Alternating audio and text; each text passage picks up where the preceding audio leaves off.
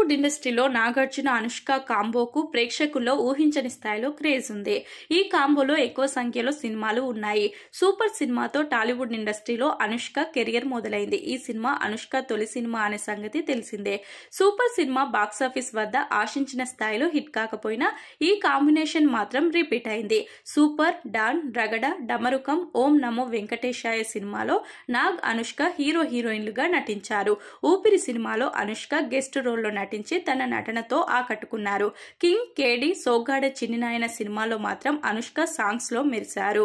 Size 0 సినిమాలో మాత్రం Nagarjuna guest రోల్లో నటించి ఆకట్టుకున్నారు. నాగార్జున అనుష్క కాంబోలో ఏకంగా 10 సినిమాలు వచ్చాయి. నాగార్జున ప్రస్తుతం కుబేర సినిమాలో నటిస్తున్న సంగతి తెలిసిందే.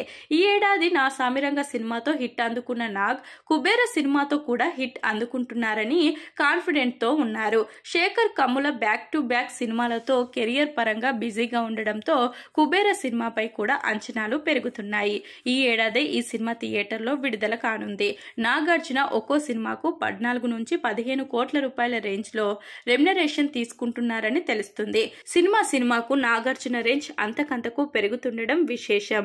ఇక నాగ్, అనుష్క కాంబో రిపీట్ కావాలని ఫ్యాన్స్ ఫీల్ అవుతున్నారు. అనుష్క ప్రస్తుతం ఎక్కువ సంఖ్యలో సినిమాలో నటించడం లేదు.